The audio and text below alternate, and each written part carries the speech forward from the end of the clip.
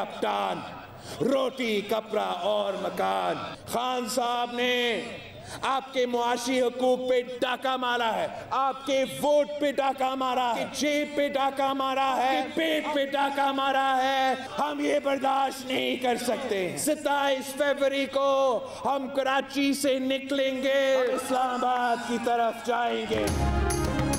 घबराने का वक्त आ चुका है, हिसाब देने का वक्त आ चुका है। 27 फरवरी को कराची से निकलेंगे, इस्लामाबाद जाएंगे। जमहूरियत का इंतकाम होगा कि सेलेक्टेड को जमहूरी तरीके से हटाएं। Chairman people's party Bilawal Bhutto Zardari का हुकूमत के खिलाफ ऐलान जंग। कहा कठपुतली को पैगाम पहुंचा चुके हैं कि पीपल्स पार्टी मैदान में उतर रही है, छीन रहा है कप्तान, रोटी कपड़ा और मकान। खान साहब ने आपके मुआशी हुकूक, आपके वोट, आपके पेट पर डाका मारा है। हम बर्दाश्त नहीं कर सकते, हमने ऐलान जंग कर दिया है।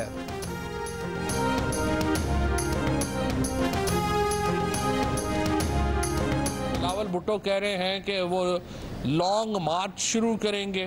तकरीबन 13वीं दफ़ा आपने लॉन्ग मार्च की कॉल दी है और आपको जब पीछे मुड़ के आप देखते हैं तो आपको पता चलता है कि ड्राइवर और गार्ड्स के अलावा बंदा ही कोई नहीं है, आप फिर वापस हो जाते हैं। बिलावल की गलत फहमी है कि वो लॉन्ग मार्च कर सकते हैं। फवाद चौधरी ने बिलावल भुट्टो को ताना देते हुए कहा कि बिलावल लॉन्ग तो क्या शॉर्ट मार्च भी नहीं कर सकते। कहा इमरान खान के खिलाफ कोई साजिश कामयाब नहीं होगी। शहबाज शरीफ के घर जाकर बिलावल ने सरेंडर डॉक्यूमेंट साइन किए। कई दिन भी सर जोड़कर बैठे तो नाकामी इनका मुकद्दर है। दोनों खानदानों के जाली अकाउंट्स और चोरी के राज एक जैसे हैं, दोनों ने मिलना ही था।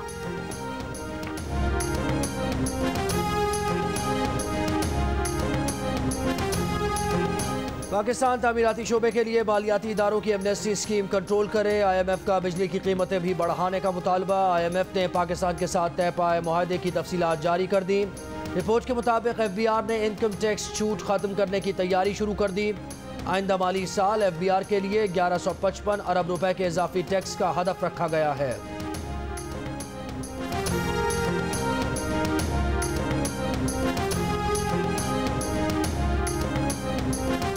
वज़ीर-ए-आज़म इमरान खान की चीन के सदर शी जिनपिंग से मुलाकात। दो तरफ़ा ताल्लुकात, इलाकाई और आलमी सूरत हाल पर गुफ्तगू। वज़ीर-ए-आज़म इमरान खान ने कहा पाकिस्तान और चीन के दरमियान शराकतदारी खित्ते में अमन व इस्तेहकाम की अक्कास है। भारत में तेज़ी से फैलती अस्करियत पसंदी इलाकाई इस्तेहकाम को नुकसान पहुँचा रही है। वज़ीर-ए-आज़म ने शी जिनपिंग के साथ दुनिया में बढ़ती पोलराइजेशन के बारे में अपने ख्यालात का इजहार किया।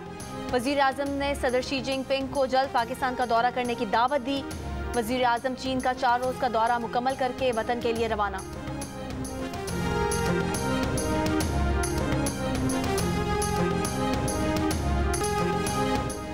सुरीली आवाज़ से 70 बरस से ज़ायद लोगों के दिलों पर राज करने वाली बुलबुले हिंद हमेशा के लिए खामोश हो गई। बर्रे सग़ीर की लेजेंड गुलकारा लता मंगेशकर के इंतकाल पर करोड़ों परस्तार अफसुर्दा। लता कोरोना के बायस कई हफ्तों से मुंबई के अस्पताल में ज़ेरे इलाज थी। हालत बिगड़ने पर उन्हें कल दोबारा वेंटिलेटर पर मुंतकिल किया गया। लता मंगेशकर आज मकामी वक्त के मुताबिक 8:15 बजे के करीब चल बसी। उनके कई आज़ा ने काम करना छोड़ दिया था। भारत में 2 रोज़ा कौमी सोग का ऐलान। भारतीय परचम भी 2 रोज़ तक सरनिगू रहेगा। सरकारी एजाज़ के साथ उनकी आखिरी रसूमात अदा की जाएंगी।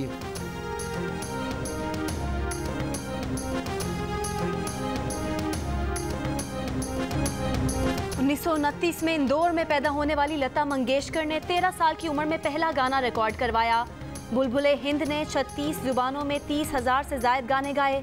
मुगले आज़म और पाकीज़ा जैसी सुपरहिट क्लासिक्स समेत लता ने 500 से ज़ायद फिल्मों में आवाज़ का जादू जगाया।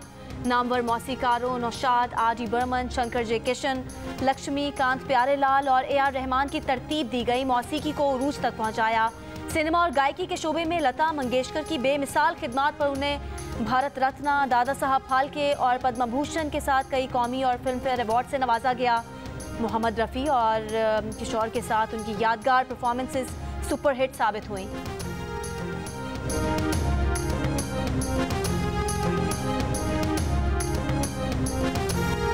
मलका तरन्नुम नूरजहां और लता मंगेशकर की दोस्ती का सरहद के दोनों तरफ चर्चा रहा। पाक भारत सरहद पर दोनों लेजेंड की मुलाकात भी सबकी तवज्जो का मरकज़ रही। सुरों की मलका लता मंगेशकर बहुत से पाकिस्तानी फनकारों से बहुत मुतासिर थीं। कहती थी मेहदी हसन के गले में भगवान बोलता है। नुसरत फतेह अली खान को भी बहुत पसंद करती थी। उस्ताद बड़े गुलाम अली खान जब उनके गाने सुनते तो बेख्तियार कह उठते कि कमबख्त कभी बेसुरी होती ही नहीं।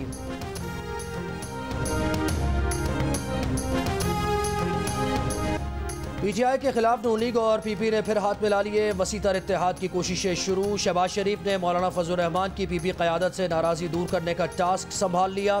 सदर नून लीग अगले हफ्ते सरबरा पीडीएम से मुलाकात करेंगे। पार्टी को एतमाद में लेने और आइंदा लाहे अमल तरतीब देने के लिए नून लीग की सेंट्रल कमेटी का ऑनलाइन इजलास कल होगा। शहबाज शरीफ, मरियम नवाज, हमजा शहबाज समेत दीगर लीगी रहनुमा शरीक होंगे।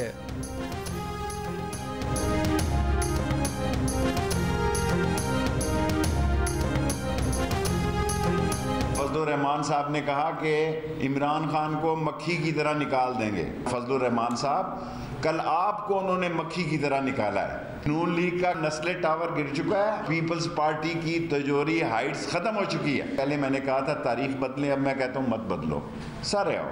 उनका अपना रूट है हमारी अजीम अफवाज का, ये अब हमारे साथ बैठ के रास्ता तय कर लें। ये कह रहे हैं कि हम घर भेज देंगे जनाब, ये मुंह और मसूर की दाल। इमरान खान को मक्खी की तरह निकालने की बात करने वाले फजलुर रहमान को नून लीग और पीपल्स पार्टी ने कल मक्खी की तरह निकाल दिया। शेख रशीद का सरबराह पीडीएम को ताना, कहा मनी लॉन्ड्रिंग और फैटअप के असल मुलजिम इकट्ठे होकर आना चाहते हैं। पहले वो कहते थे 23 मार्च की तारीख बदलें, अब कहते हैं मत बदलो, सारे आओ। साथ ये भी कहा कि ये हमारे साथ बैठकर रास्ता तय कर लें। वजीर दाखिला ने वाज़ेह किया कि जो पाकिस्तान के मामलात में असलाह उठाएगा पाक फौज जिम्मेदारियाँ निभाएगी। कलअदम टीटीपी से मुज़ाकरात पर वो कुछ कहने की पोजीशन में नहीं।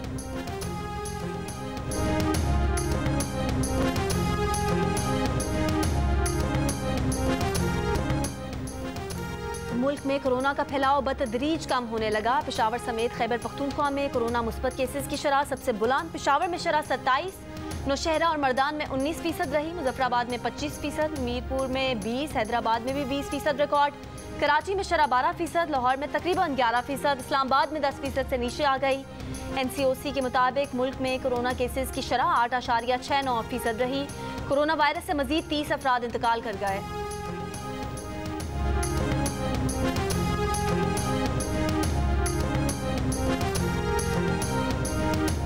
इस्लामाबाद में हुकूमत के खिलाफ फैसला कुछ धरने से पहले जमात इस्लामी के 101 धरनों का सिलसिला शुरू। पहला धरना आज गुजरात में दिया जा रहा है। अमीर जमात इस्लामी सिराजुल हक खिताब करेंगे।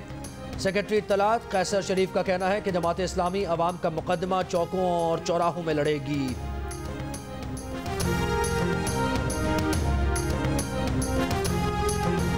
पाकिस्तान सुपर लीग सीजन 7 में आज बाबर आजम का कड़ा इम्तिहान। लगातार 4 शिकस्तों के बाद पहली जीत की मुंतजिर कराची किंग्स आज इस्लामाबाद यूनाइटेड से टकराएगी।